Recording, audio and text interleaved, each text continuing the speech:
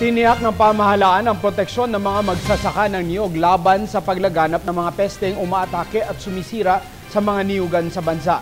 Ayon kay Presidential Assistant for Food Security and Agriculture Modernization, Francis Pangilinan, na ilatag na ang mga hakbang upang masugpo ang paglaganap ng peste sa iba pang mga pananim. Nag-uulat si Rocky Ignacio mula sa Malacanang, live.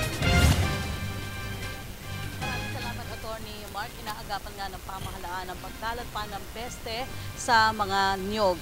Ayon kasi kay Secretary Pangilinan, bukod sa niyog, may nakita na ring peste sa mangosteen at lansones. Samantala, tutulungan ng gobyerno ang mga apektadong magsasaka.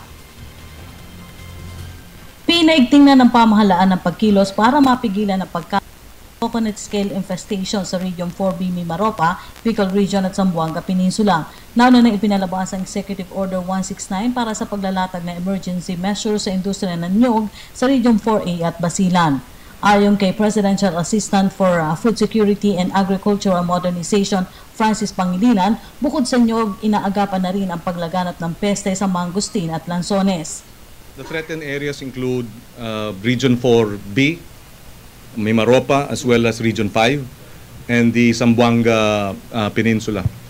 Bakit po merong threatened areas? Dahil itong kulisap na ito ay ang biyahe po niya, pwede siyang magbumiyahe ng airborne. Ibig sabihin, pwede po siyang lumipat via air.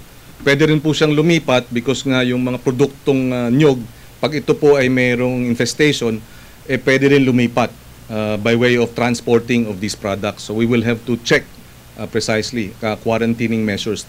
Bukod sa quarantine, ipinatutupad na rin ang spraying at biocontrol agent o ang tinatawag na friendly kulisap. This is a 6-month program wherein we will do all these, pruning and burning of drying leaves. Integrated po yung approach niya, and then we will do a trunk injection, after which there will be spraying using organic material, organic pesticide. After spraying, we will do release of biocontrol agents, which is the friendly kulisap.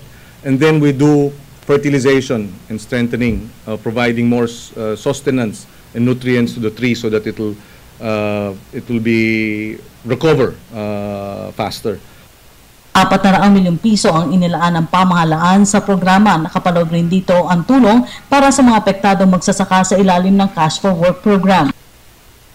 Ang priority po natin, kaya mahalaga po ang local governments, ay bigyan ng trabaho itong mga magsasaka na nawalan ng kita dahil po naubos ang kanilang niyog. Meron pong halimbawa dito po sa Lemery, Batangas, ang sinabi po ng ating mga magsasaka roon, naubos ang 1 hektarya po niyang niyog. Ang kinikita daw niya sa niyog dahil malapit po siya dito sa ay halos 15,000 sa isang buwan. Nawala ho lahat yun. So, ang hihikayatin po natin siya ay makibahagi para ho tulungan po tayo sa pruning at spraying at bibigyan po siya ng cash for work. Babayaran po siya sa araw-araw na kanyang pagtrabaho.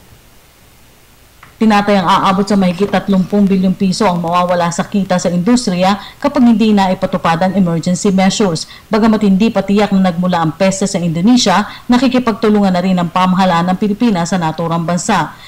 Makikipag-ugnayan na rin si Pangilinan sa mga lokal na pamahalaan para mas mapalakas pa ang implementasyon ng programa sa ilalim ng COCO LISAP Assembly.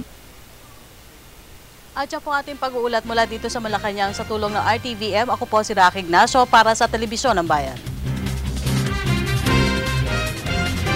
Maraming salamat kasamang Rocky Ignacio.